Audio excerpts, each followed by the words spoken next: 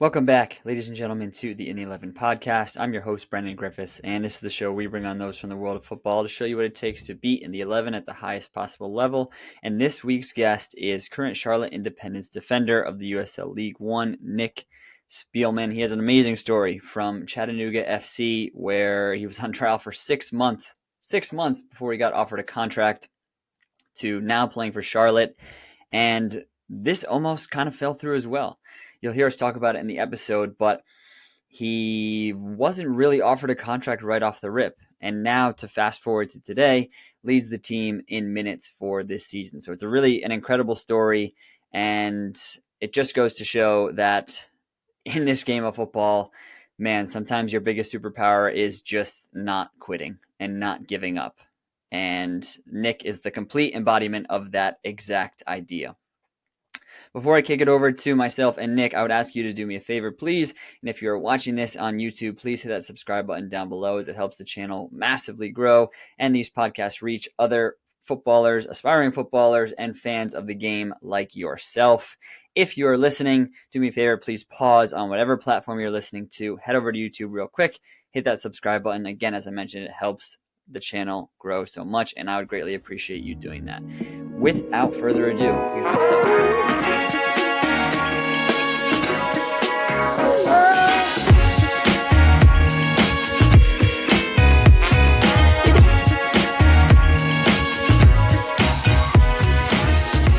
All right, ladies and gentlemen, joining us now in the 11, Charlotte Independence defender and League One defender, Nick Spielman.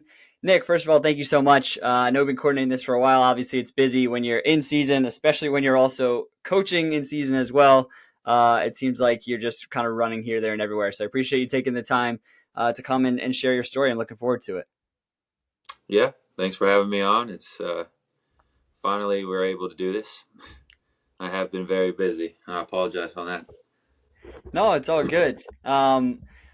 What is that? I guess maybe put it into context for the people. Like, I kind of know a little bit what it's like to be in the middle of a season, but what makes it so busy about kind of once you go into that season mode, especially for someone like you who's also coaching, like what do your kind of typical days look like? Since I got to Charlotte, basically my days have been wake up in the morning around 8 o'clock, shower, go to the training facility, and then, we have a meeting, then we start training, back here to my apartment around maybe noon, cook lunch, and then I started a high school job, so around 2:45, 3 in the afternoon, I go coach that. And then I've also taken on a lot of privates, so like with younger kids, coaching one-on-one. So then eventually I go and do that towards like the evening time. So that's basically a typical day in my life. Yeah. Yeah, and it's interesting because I think like that's obviously a very full day, right? From start to finish.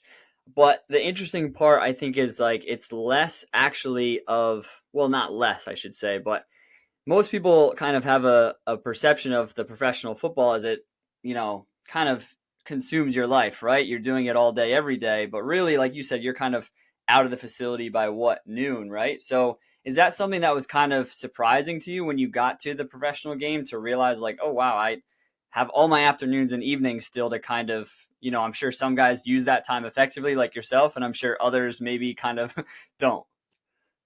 Yeah, typically, growing up, I was always like looking into like the pro game and seeing how, they, go about day-to-day stuff. And I never really thought how, not easy, but how much time they actually had until I finally got to the professional level. And then it was kind of just, honestly, it was a surprise. Like I was always bored. I didn't have anything to do besides maybe play video games. Yeah. So eventually I just got into coaching because obviously the older guys that were on my team at the club before, they were involved in coaching a lot. So they just brought in some of the newer guys that were new to the game and wanted to stay busy. So that's typically what I started doing. And so was it kind of, now that you're doing it in Charlotte, I know you started your coaching kind of career as well in Chattanooga. Is it something that you just started and kind of got the bug for and really enjoyed it and wanted to keep doing it? Because I think it's also an interesting route to go where a lot of players wait until, the playing career is kind of done and then they step into coaching. But it's an interesting route to go where you're also kind of pursuing both things at the same time. Yeah, I mean, I always had, my parents coached me from a young age, and then, my brother coached, and then my sister's, husband, coaches right now. And he kind of told me that, it's better if you start really young so you have all that experience built up by the time, you're done, your playing career. So then you can jump straight into it and you're not totally behind. Mm. So I figured, why not? The high school job came about, numerous stuff in the academy, all that kind of stuff came about. So I just said, why not? Keeps me busy. Yeah, absolutely. And like you said, in Chattanooga, that was kind of a bit of a shock at first and an adjustment for you, right? Like dealing with that of the professional kind of duties only taking up the morning and then figuring out what to do with kind of the rest of your day. Like, was that like, did that take a while to adjust to that and kind of figure out like, all right, how am I actually going to do this and stay focused in the things I need to get done? Yeah, I mean, it was at first, it was very, very like tough just on the, being tired all the time aspect because, Yeah. you still have to, wake up in the morning, give, 100%, or, you'll get benched, for playing bad or something along those lines. So it was important to try and like balance and not coach maybe every day, maybe coach 1 or 2 days, maybe Mm. 3 days a week instead of coaching every day, which I'm doing that now, but I usually squeak in a nap, during the day. So Yeah. it helps a little bit. Yeah, I know for myself, I found it to be it's a hard balancing act, right? Because you obviously want to give the best that you can to your playing career, but the reality is whether it's time or also, the reality too is kind of financially a lot of times at the beginning stages of a career, you're not necessarily making enough money from just playing to be like, all right, I'm living easy breezy here. So you got to kind of do other things. But it's like, Yeah. like you said, that balance of I don't want to take up too much of my energy, my mental energy towards something else that's going to take away from, how I perform in the morning in training or how I perform in games. Like I always was amazed. There was when I was just in Australia, there were guys who would like come from work, like manual labor jobs Saturday morning and come and play in the Saturday afternoon. I was like, how in the hell are you like getting up and lifting things and you're up at 6 a.m. and then all of a sudden you're trying to play at 3 o'clock in the afternoon. It's definitely a balancing act, I would say, when you're kind of just starting out in your career. Did you find the same sort of thing? Yeah, but I mean, if it was manual labor, there was no chance I'd be able to do it.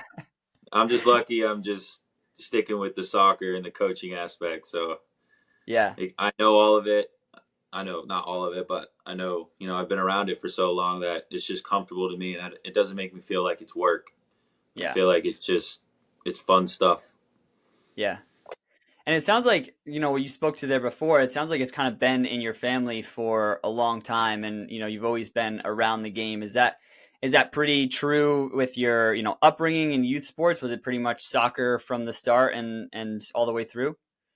Yeah, I never played any other sport competitively. I Wow. never because like a lot of times now, like even the kids I do privates with, they'll be doing they'll have like soccer on Monday, baseball on like a Wednesday.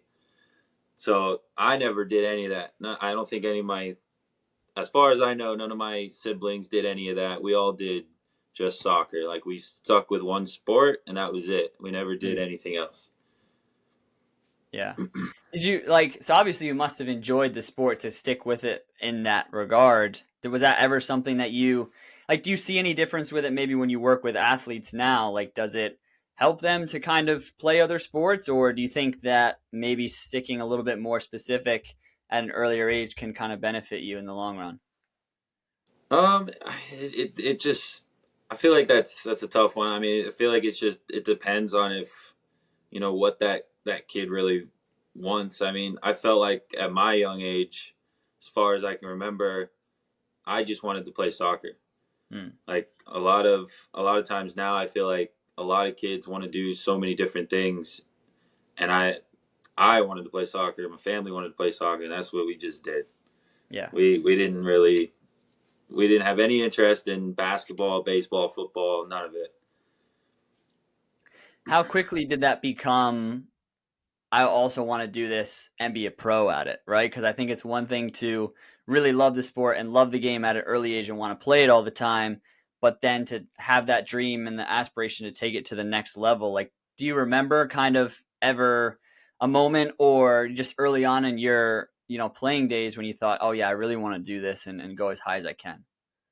Yeah, I remember when I was probably probably around 11 or 12 is when I started, watching soccer a lot on TV. Mm, Um, my whole family, except for my sister's boyfriend, is we're all Man United fans. So once I started watching Man United and watching those players, it kind of made me want to. I wanted to be in their shoes. Obviously, mm, not to that level, but I wanted to. From then on, I just wanted to be, a professional soccer player, no matter what. So once I got to high school, I realized I'm not actually that bad at this sport. And then once I got to college, I realized, okay, like maybe I could take my, talent to the next level. And then it just kept going on and on. And then finally I made it. yeah. Yeah, and I like the way you put it there too. Like it's definitely, it's definitely a long process. I think too, especially for Americans. Like I don't know if you have the same feeling, but I think for a lot of us, like we coming up, we didn't really see any other option than like go and play college soccer. Like that was kind of the route that everyone went, right? Whereas now it does seem like it's a little bit different, if you can find your way into an academy, maybe by 17, 18, 19, you could, really forge a path in the professional game. But at the time for you, like I imagine as you're getting to junior, senior year of high school, and you know that your goal is to play at the highest level, is it for you like, all right, just what's the college that's going to fit my goals the best? Is that what you're kind of thinking about? Um, I didn't really, when I was going, to be recruited into college and stuff like that, I wasn't really focused on the, getting to the professional side of it yet. Hmm. I kind of, a big thing was, financial, um, going into college because yeah, I wanted to go to the best school and I wanted to get recruited by all these, big D1 schools. But at the end of the day, they're not going to just give you full rides unless you are the best of the best, Yeah. basically. So on the financial side, my family, we had to look into that. So I first went Hmm. to a D2 school before transferring to, a D1 school. And then once, I think it was around my sophomore year, I really I kind of, I guess I could say I elevated my game a bit. So I really wanted to test the waters out with D1 because, growing up, there's always that hype. D1 soccer is, the best or Yeah. whatever. So I wanted to test those waters out. And, I went to East Tennessee State and, I did really well. So I was like, you know what, maybe I can play.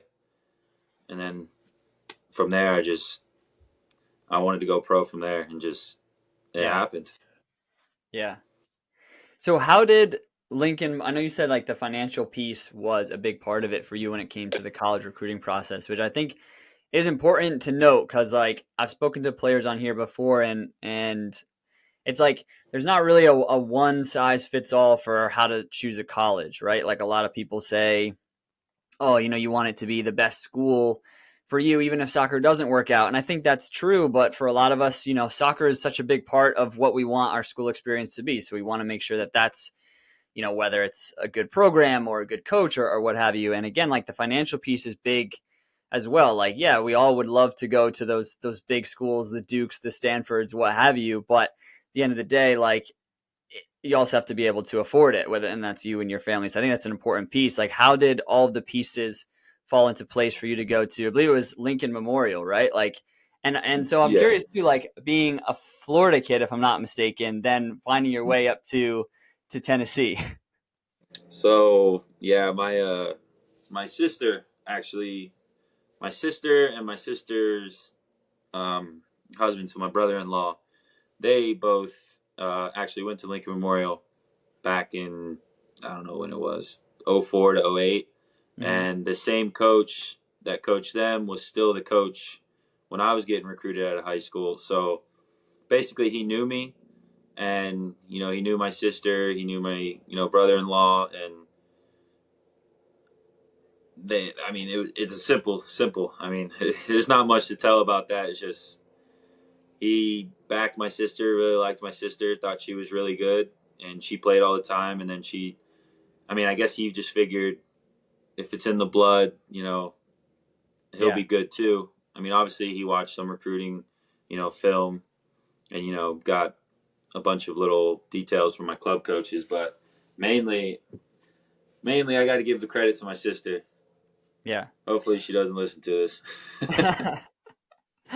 No, but I think it also like kind of speaks to. I'm wondering if you can like relate to this at all as well. That a lot of times, whether it's college or like whether it's the pro game, kind of current players of the team or former players can really go a long way in getting you an opportunity. Like I know for sure I've had, teammates in the past that have gotten to a new club because they knew someone who was playing and they kind of put in a good word to the coach, and then next thing you know, like one thing led to another. Was that at all what happened with East Tennessee, or was that just kind of you reaching out on your own and looking for a new opportunity? East Tennessee was just straight. So I wanted to transfer from Lincoln Memorial, um, because obviously I just wanted to go D1. I wanted to test it out, and Yeah, I just sent out. I probably sent out maybe 100 emails yeah, to every school, and East Tennessee State was the one that sent back and had a lot of interest. And it was really late in the transfer season, so like money was obviously another big issue.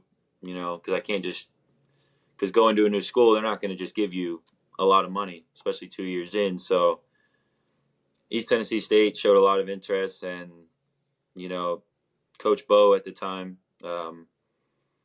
he showed interest, and he contacted me, and then one thing led to another, and I was there. mm. And did it feel like a real big jump when you got there and as you started to play, or like was there a moment like at East Tennessee where like, oh, okay, there's a difference between D1 and D2? Um, that's not really. Mm, Honestly, in my opinion, I don't think there's a huge difference. I think the athletic side of it, like athleticism, in D1 is a bit way higher than D2, but I think overall D2 and D1, like on the technical side, skills and all that stuff, I think they're level. I think D1's just very very athletic. yeah. Yeah, I think like soccer is one of the more unique sports when it comes to the different divisions because it seems like there's a lot more, I guess parity would be the best word, in that there's certain really good Division 2 teams that are, on any given day could probably go and beat a lot of Division 1 teams, and the same could even be said for, Division 3 across the divisions. I think it's like so unique because that's not really applicable in a lot of other sports like in the same way. And I know like for me, I played at the Division 2 level, and there were so many international players that I played with. Like, and I think that's kind of one thing that raised the level of Division Two was just you had all these players who maybe for whatever reason like they didn't qualify for Division One, or again like the finances piece caused them to go the Division Two route. Like you just had all these really good players from all over the world. Like was that kind of what your experience was like at Lincoln? Yeah, so the coach was Brazilian, and he, mainly recruited a lot of Brazilians. So Yeah. I was always around a ton of Brazilians. So yeah, I mean, even when I went to, because I from Melbourne, Florida, there's a D2 school there too, Hmm. Florida Tech. They have a lot of foreigners too. Like I met a good friend now. His name's Guy, he's from Spain, and he was telling me about their team and stuff like that. And he said there's tons of foreigners, and every school we played when I was at Lincoln Memorial, they had tons of foreigners, mainly the starting 11. Yeah. Yeah. So yeah, definitely a lot of foreigners. Yeah, I definitely think it raises the level for sure. Um, and so also in your summers, whether it be like at Lincoln or when you started to go to East Tennessee, I know you played a lot of PDL. Obviously, it was called at the time. Can you talk to me about that experience going in and playing, with new players, and also I noticed kind of you were in different cities. It sort of seemed each summer. So what was that experience like playing the PDL in your off seasons? Yeah, I mean it was a really good experience. I mean, I realized I needed to do stuff in the summer if I wanted to, keep my level up. Hmm. So my first season, I went to Peachtree City MOBA. It was a brand new club. My sister was living like maybe 40 minutes away, so I figured, stay with her, play there, and I met a lot of different players from JUCO to NAIA to D2, D3, and they were all they were all really good. So it makes you think like that like narrative, I guess you can say, of like D1 being the only good players is kind of false, because you see, especially in the summer, when you see those players and you play against different players, they're from all over, like Yeah. all over different colleges, and it just makes you think that you don't have to go that D1 route to make a name for yourself. Mm. Um, but after I left there, I went to where did I go after that? I went to Ocean City Nor'easters, Hmm. down in New Jersey. That was a really good experience. Really fun. Met a lot of good guys there too. Same thing from Peachtree City. Just a lot of different divisions. Um, we were pretty good there. Um, Peachtree City, not so much. Tough year. But after I left Ocean City, I went to NC Fusion. So it's not too far from Charlotte. Hmm. Um, that was probably my best experience. I loved it there. We stayed with like a host family. Trainings were really good. A lot of the guys on the team were, it felt like a family kind of. So that was probably my favorite experience. I met a lot of good guys again. But Mm. yeah, just that I took a lot. The main thing I took away from that was just the narrative about Division One, Yeah. Division Two, and all that stuff was the biggest thing I took from playing PDO. And it obviously, I think it's even more athletic than Division One soccer is Mm. playing in the summer. I think it's even more athletic, and it got me, it got me to stay fit, got me, ready for my college seasons ultimately. Yeah, I think that's important. So I guess my question would be, as you look back at like your time in college and also playing there in the summers, is because of the fact that you say that maybe it isn't quite the D1 or bust mentality that some of us were brought up with. Is there anything that you would like change or do differently about your college career or your summer career? Or were there any things that you thought those were really like key moments in me being able to push on to the professional level? I think the one thing I probably would change is coming straight out of high school and going to college. Obviously, I wouldn't. So I could have had like a gap year where some people have this where they could have played an extra year of club Yeah. and then gone gone to college. I think going back, I would have done that.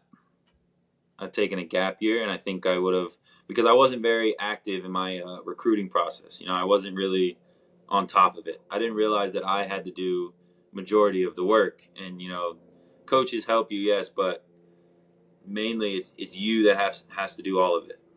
Yeah. And if you don't, then you're going to be stuck with maybe one or two schools that you don't want to go to. Not saying I didn't want to go to Lincoln Memorial, because I'm fine with that. I mean, I enjoyed ETSU, but Mm. if I looked back at it, I would have probably taken a gap year maybe and just been more patient in my recruiting process. Yeah.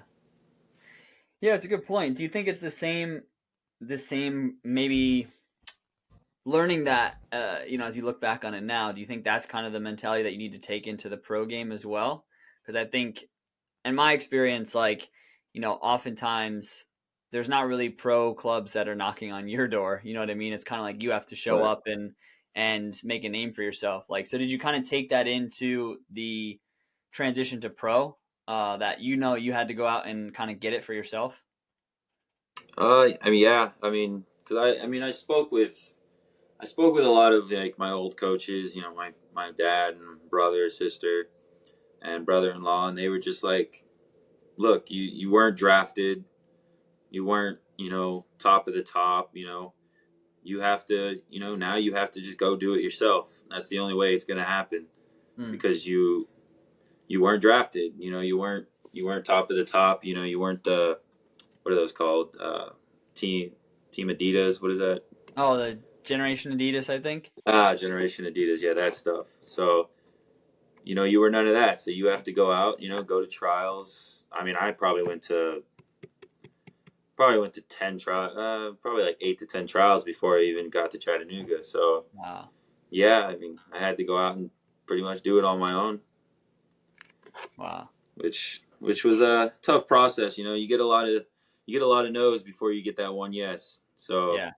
if you really want to go pro, I mean, you also have to be patient with it. Yeah. 8 to 10 trials. I mean, totally like just speaks to that. Like that you can't. It might not be the first one. It may not be the second one. But if you really want this, you have to keep just showing up and working at it. And as you look back at that time, like what were some of the? Do you have any good trial stories, like, or just kind of crazy things that happened, or what do you kind of remember from that time of those 8 to 10 where you're just looking for that one opportunity and for whatever reason it's things aren't lining up. Um, I think I have one that like I was like, all right, this is it. Like I did really well. Like I should be getting a look. Like 100%. I was me and my friend from school. We went to Tulsa Hmm. on like a combine or whatever, and no, I was doing really well. You know, they separated us into three teams. You know, we played over the course of a day and a half, and then the last day, they separated us into that early kickoff is the guys that weren't very good or whatever that they Yeah. didn't like, maybe not good, but then they had the second in the afternoon where they really want to look. Well, I was getting all this hype from the guys on my team saying that I did really well and like you were saving us all the time and that you'll definitely get a look for sure. Next day, I get a no, basically that they like kind of forgot about me and it kind of just hits you in the face. You're just like, what do I need? What do I have to do? Yeah. Like, what am I not doing? Because you get all these guys at the trial saying you're doing really well, and it's like at the end of the day, they're not the ones that are looking at you. So you just don't know what to do after that. You just keep getting hit in the stomach over and over at trials. So Yeah. it's a tough process. Tough process. Were you getting any other feedback at the trials from, coaches or whoever was making the decisions, or were there things that you, as you went through the trial process, started to kind of change or tweak a little bit to see if you could give yourself a better chance? Yeah, I honestly the first few I went to, I was just like I was looking at the center backs, I was looking at the defensive mids, and I was just like, I'm way bigger than every defensive mid that is coming here on trial, Hmm. and I'm much slower than all of the defensive mids that are coming here on trial. Like not mobile enough, I guess per se. And I was just like, you know what? I'm going to switch my position to center back. So I basically just said, forget it. I'm going to be a center back now. And Hmm. then I started to really excel at that through all the trials, and then eventually I even went on trial at Chattanooga for 6 months before they actually signed me to a professional contract.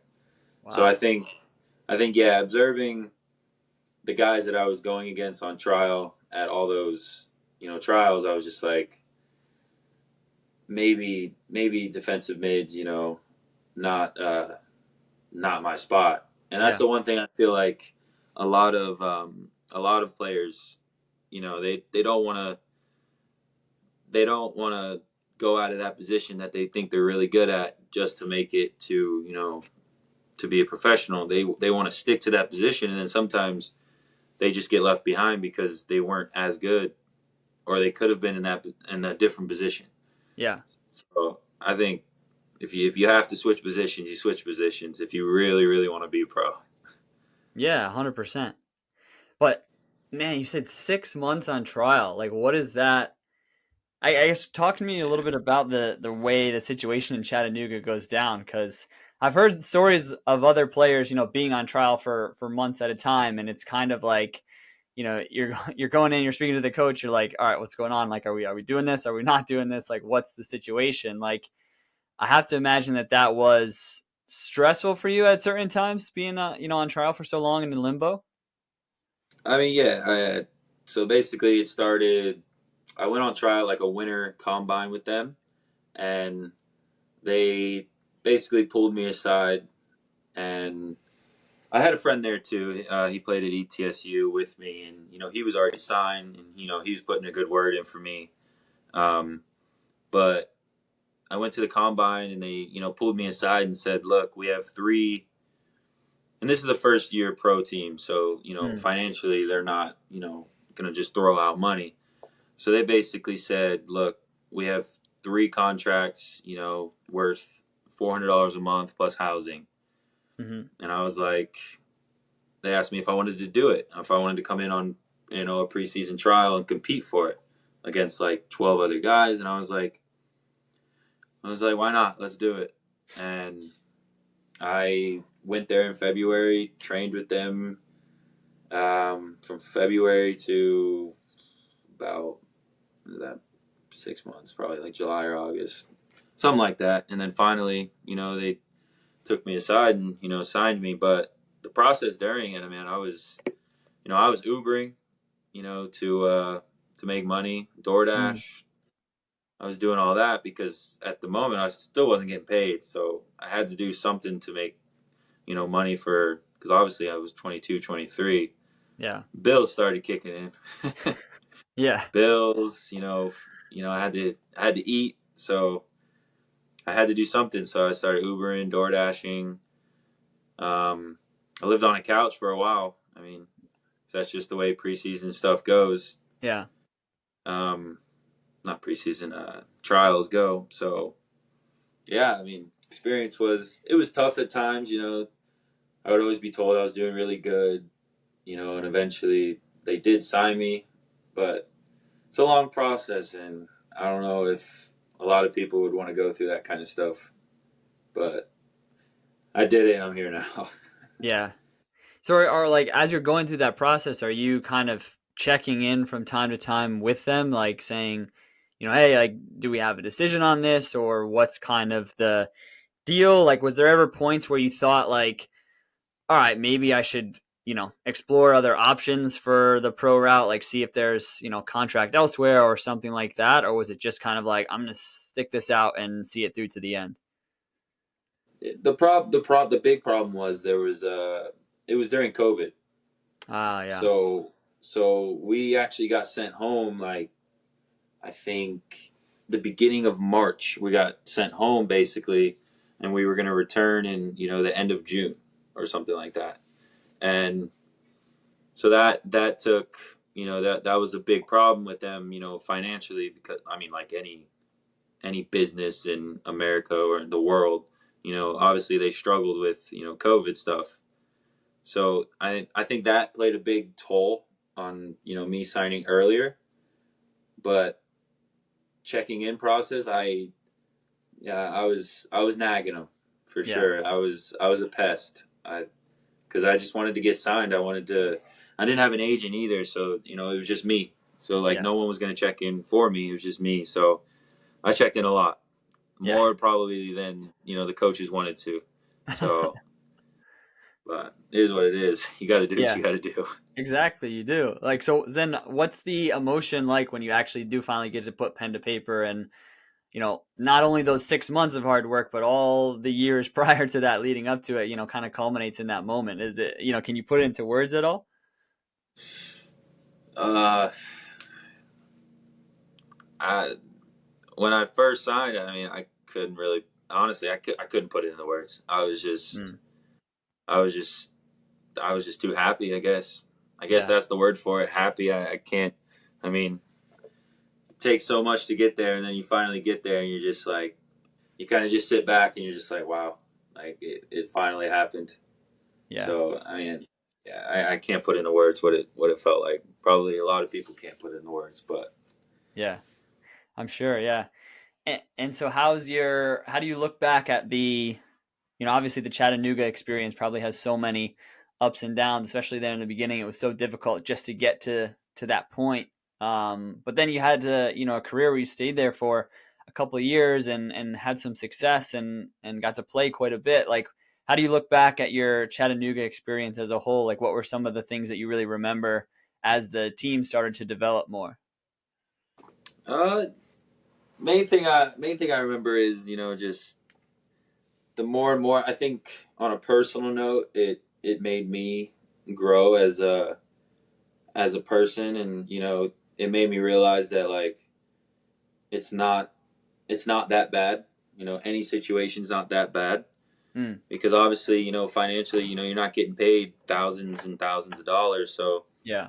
it's a it's a tough situation when you first make it, but coming here to Charlotte, I mean, Charlotte's been great for me, but you know, Chattanooga was great for me as well. But it's just, I wouldn't say. I mean, I wasn't the happiest because obviously, I thought there was always something better and Mm, better, but in reality, there's way worse, situations. So, I mean, for Chattanooga, it just made me really, realize that like it was a good situation, yeah. but I just needed to realize it, right? Like I don't know how to. I didn't. It's not that I complained a lot. It was just.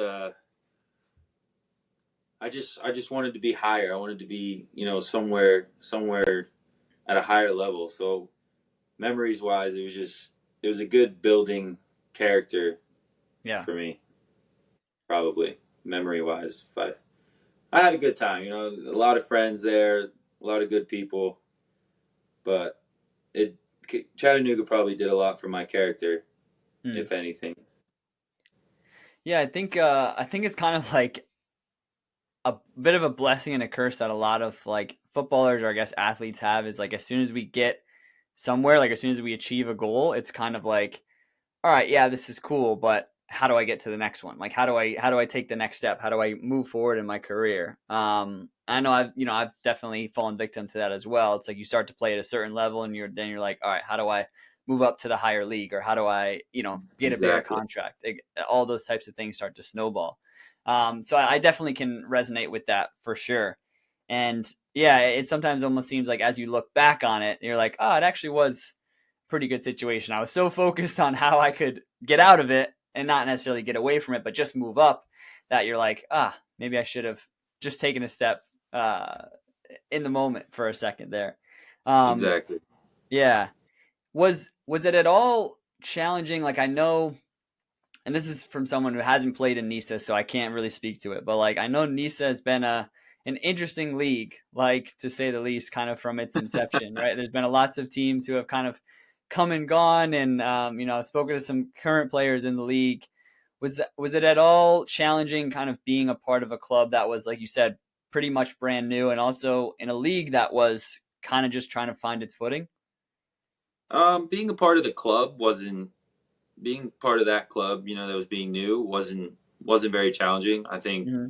Chattanooga, FC has done a tremendous job in the aspect of building soccer in Chattanooga. Financially, they've done really well. Their academy's done well. They run everything very very professional. So I was very lucky to be a part of that club because Mm-hmm. obviously there's worser situations, throughout the league. Um, and then the NISA side, obviously they're trying to find their way, but I feel like I was also in NISA early enough that a lot of the problems you're seeing like now, I didn't really, I wasn't really a part of.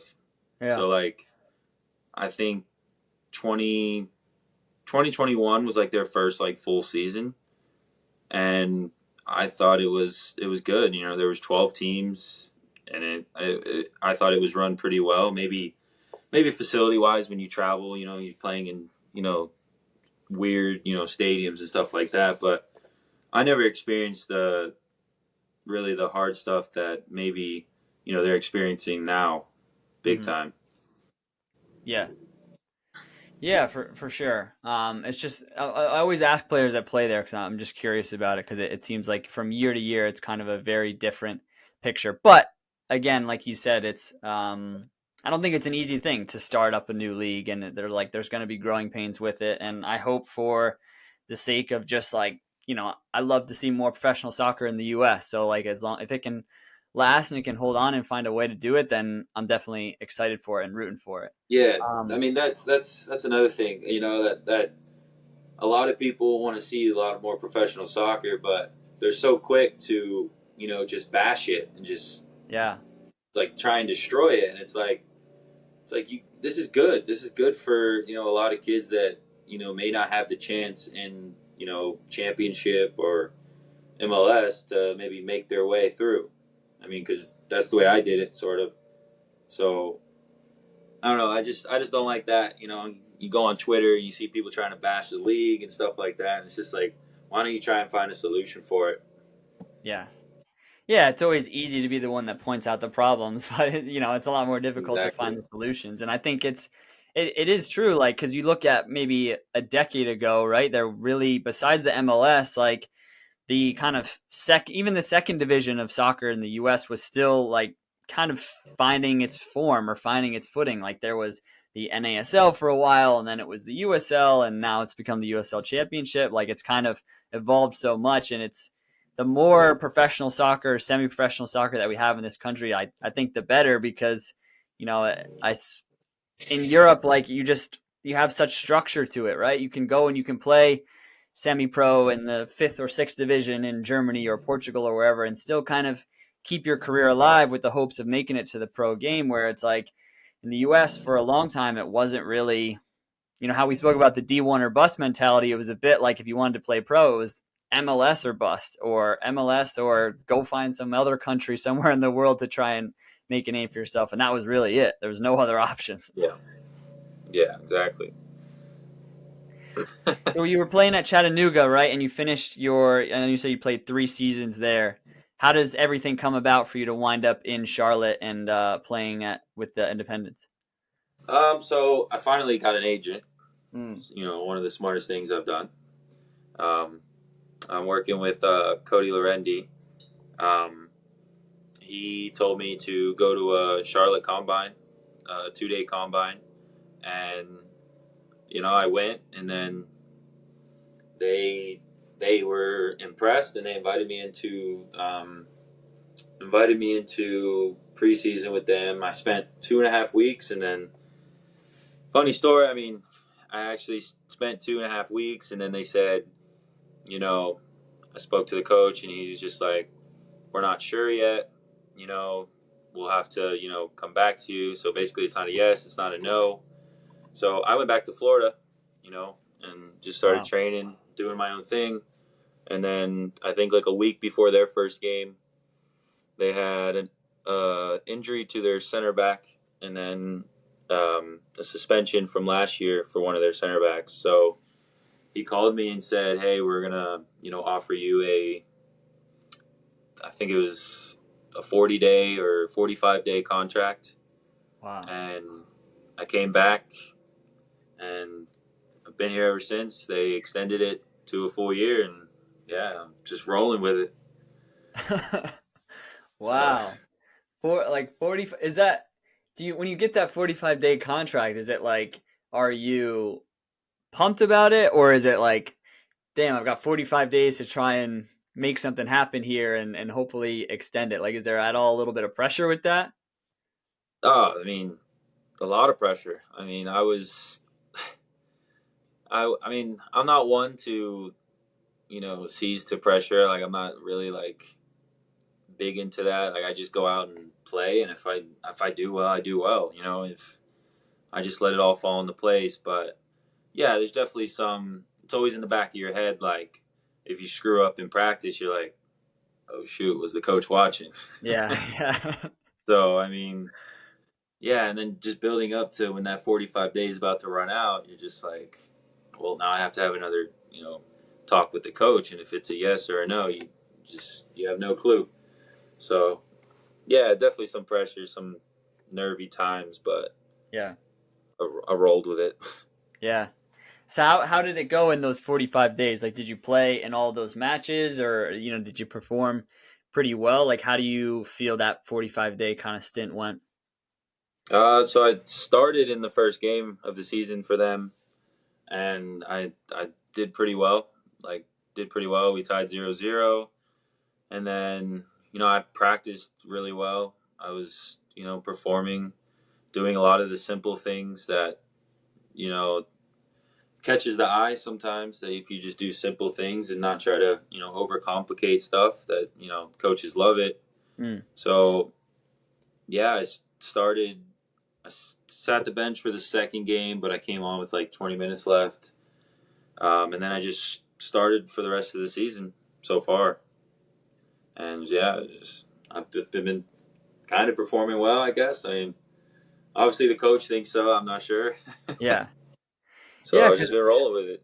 yeah, because I was gonna say that's just funny how that works out. Because I remember kind of like preparing some of this stuff to come and talk to you, and as you said that, I was like, wait, I swear he's started, almost every game this season and played kind of maybe the top minutes in the team, or right around like kind of that upper echelon of minutes in the team, and it's just crazy to think, going from kind of being told, it's not a yes, it's not a no, it's a maybe to now, arguably probably first name on the team sheet.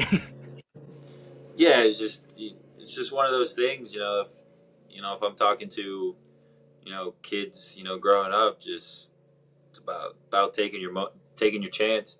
Yeah. You know, I guess like everybody says. I mean, it's cliche, but take your chance and hopefully you do well. Yeah. Yeah. Just have to stay prepared and take it when the opportunity comes. You also mentioned there before that working with an agent was probably one of the best decisions that you've made recently. Why would you say that? Um, he knows everybody. Hmm. I mean, he also, can, talk to the coaches about, my contract, the different stuff that I have no clue. I don't know terms and stuff that is put in contracts. So having him has really helped, and, having him, force the issue, be that guy that, is calling the coach and, sorting it out, being kind of demanding on, those notes that typically, the player doesn't always want to do that Yeah. because you don't want to be a bad guy, because you want to get on the team. So yeah, just those aspects really helped, and obviously the big one is he knows a lot of people. I mean, he's been around the game for a long time. So, Hmm. and he's been in the championship for a long time. I think a few stints in MLS. So I mean, he knows a lot of people. So that was a big one for me to sign with him too. And he's also from my hometown. He went to the same high school. Oh, cool. Yeah, so I felt like, hey, he's gonna help a fellow Melbourne guy out. Yeah. Yeah. The connection runs deep. I mean, Yeah. again, like maybe it's, like you said before, it's perhaps a bit of a cliche saying, but like the kind of it's not what you know, but it's who you know type thing. When you speak about his network and how many people he knows within the game, like how important have you found that in just building relationships in soccer, and like how much does that then play into, getting new opportunities for yourself? Oh, tons. I mean, I know. I mean, Chattanooga. I wouldn't have been in Chattanooga if it wasn't for probably my friend Cam Woodfin. So, Mm, I mean, Chattanooga, the agent obviously got me to, Charlotte. Even my coaching job. I mean, I so I was coaching a kid on the side, one-on-one sessions, and he goes to the high school, and their coach quit like a week before tryouts or something, and he reached out to me and said, "Hey, do you want to be the coach?" mm. So I mean, he knew me, and then he just got in touch with the AD, and then now I'm a head coach for a high school team. So yeah, knowing people and networking and all that stuff is huge. It's which I don't like it per se because Mm. I feel like it should always be about your talent and what you're worth and what you give to a program or a business. But that's the world we live in, and you got to adapt to it. Yeah. So has that been something that you've kind of had to develop a little bit more in the past couple of years of your pro career? Like I know obviously it sounds like, there's a lot of you that just wishes you could kind of just focus on ball, right? And just like go out and play and do what you need to do in between the white lines. But is that something that you kind of started to work on a little bit, is like also having conversations with people and trying to build a network so that, whether it's the next opportunity with Charlotte or it's the next opportunity with somebody else, like you kind of have that network to rely on. Yeah, definitely. So like even for my private sessions, I'm always talking to the parents, being nice, giving good feedback, just little things like that, because then they'll go and tell their friend, and then they'll tell their friend, and they'll get involved with me as well. So I mean, yeah, I've had to work on it because, like you said, like I am that guy that just wish that he could go out and play ball and just do my thing, but I've had to learn since I left high school that that's not the way it worked. That's Yeah. not the way it works. So yeah, I've had to learn, and I've had a few good guys on the Chattanooga team that really helped me with that aspect. So Hmm. I give a lot of credit to them because they helped me tremendously with that kind of stuff. But yeah, I've definitely had to work on it. Definitely. Like Yeah. I was never really, that vocal guy, like go out, meet people, talk to people a lot, and do all that stuff. So last like 2 or 3 years, this is pretty. I wouldn't say new, but sort of new. Yeah. Yeah, that's fair. Um, and I'm sure like the next couple of weeks though are going to be pretty focused on the game and specifically just going out and playing right as we kind of go into the playoff time. What are you looking forward to? What are kind of some of your expectations as the regular season wraps up and then as you go into postseason? The regular season. I mean, there's only one game left, so I mean, we're just hoping to win the game and secure a home playoff spot Mm, because I mean, I feel like we want our fans to be able to come and experience a home playoff game. So that's a big one, and then obviously playoffs. I mean, you can only have one expectation, mm, and it's the win. So anything less than that, and we're not gonna be happy. yeah. Do you look at it like when you are in a season, do you look at more of like, I'll deal with kind of next contract or next season or whatever once this one is completely done? Or is that still something you kind of have in the back of your mind as the season kind of winds down of making a plan as you go into the off season? When I was with Chattanooga, that was always in the back of my mind. What I'm gonna do, and throughout the season, it was always something that was on my mind because, like I said, I didn't have an agent, so Hmm. I had to be thinking about my connections. Who can I talk to, maybe to see if I can go somewhere else or a better situation or anything along those lines. So, Yeah. but now that I'm here in Charlotte and I have an agent, I just focus on playing, and I let him, because obviously he represents me. So if anybody has interest, then they're obviously going to go to him first. Hmm. So now in Charlotte, I just focus on I just focus on playing and then see what happens after the season ends. Yeah. Yeah. Yeah, it's definitely, but it's nice because it's like you almost earned that right to be able to do that, right? I think it's a nice kind of progression that you can make in your career. And like in the beginning, like you said, it was going on trial for 6 months and waiting every other week, it seemed like, to see if they were going to offer you, and kind of just keeping knocking on the door yourself. And now it's like, all right, I worked hard, I put in the hours, and I can just focus on what I love to do, and then the rest will sort itself out after. It's definitely a cool progression, I'm sure, to experience. Yeah, 100%. I mean, just to finally see it all, kind of just laying out in front of you the way you, kind of pictured it. Yeah. It's a good feeling. But obviously, there's always going to be bumps in the road, and that's always the start of a career. Even if you're in like a business, you're not you're not making a lot of money the first time you come in, so you got to build your way up. Yeah. Yeah, and we just kind of laid out, all those different chapters of your story thus far, and so I kind of like to ask a question. It's got like a couple parts to it, just as the last one here. So, we've talked about some of the chapters, right? Like with East Tennessee, and difficulty at first with Chattanooga, and then finally signing, and kind of now making it to Charlotte. So if you had to describe kind of what chapter you're in right now of this story, of the kind of journey of your soccer career, what would you kind of describe it as? Um, hmm. That's a tough question, man. If I had to describe this, what chapter I'm definitely not. I don't. I don't want to say that I'm in the last chapter. I think I'm maybe.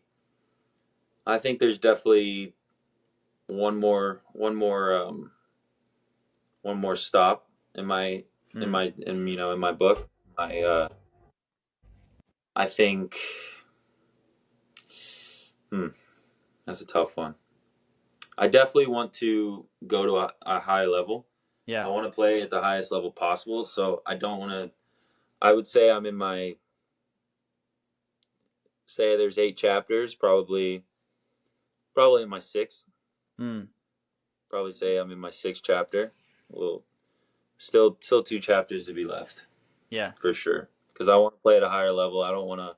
I love Charlotte, everything about Charlotte, but you always want to go higher and higher if you can. So you don't want to settle for. Not saying League One's bad. It's great, but obviously there is higher levels. Yeah. So I'd say I'm in level 6 at it, chapter 6 out of 8, Yeah. if I had to describe it. Yeah, yeah, and I think you kind of answered the second part of that for me in terms of what you're kind of looking to write, right? Still looking to achieve things at a higher level, and again, like we spoke about earlier, that's kind of like that athlete mindset, right? Is like, all right, I've gotten here. Now, how do I level up, and how do I get to a higher, goal or a higher accomplishment? So that might be kind of what you're looking to write. Um, the last one I would say is kind of as you look back at the book or at those chapters at the career, what do you kind of want to what do you want to reflect on, or what do you want to remember about it, or if somebody picked up the book, what would you want them to kind of say about it? I want him to say that nothing is easy. uh I think that's a big one for me. Nothing's easy. Um, Another one is probably there's going to be 100 no's and that one yes that's going to set your career off. mm, So you got to just keep pushing through everything. There's going to be coaches that tell you, or bosses that are going to tell you that you're not good, but then some other person's going to think you're great. So yeah, I mean, it's big one is it's not easy. It's a grind, and you just got to keep pushing through it. It always gets better as the time goes on. yeah. Yeah, I would say, like, just in hearing your story, I think you're definitely like kind of the definition of a earned not given type of career, type of player, right? Like you had to go out and earn every single thing that you've gotten thus far in your career, and it wasn't necessarily just handed to you. Like you said, it wasn't going to be easy. So I definitely resonate with that as how you would describe your story. Yeah, I mean that's what I want my career to be remembered as. Mm, Not given. I don't think anything in this world should be given, yeah. in my opinion. Yeah. Well, man, I know that you have probably got to jet off soon to go and coach the next generation of ballers. So I appreciate you so much for taking the time, sharing your story, and wishing nothing but the best as you go into playoffs as well with Charlotte. And looking Appreciate forward it. to see what you do next. Yeah, I appreciate it, man. Thanks for having me on. It was fun. Awesome. That's all for this week's episode, folks. Thank you to Nick so much for taking the time as he heads into playoffs. We'll definitely be on the lookout to see how Charlotte Independence fares and hoping that they do well as Nick himself. Thank you to all of you out there who are watching and listening wherever you consume the podcast. I greatly appreciate your support and continued listenership and viewership of this show. As I mentioned in the beginning, if you are on YouTube, please make sure you hit that subscribe button before you leave. If you are listening, if you're not subscribed on whatever platform you're listening to, make sure that you do that. And also, if you could do me an extra little favor, bonus on top of going over to YouTube and hitting that subscribe button so that we can continue to pump out these videos, continue to pump out these great stories and interviews and share them with all of you. Every little bit that you do helps, whether it's subscribing, liking, commenting, all those things really do help as we continue to kind of progress forward here in the 11 podcasting world. So once again, thank you so much to all you out there listening, and I'll catch you in the next one. Peace.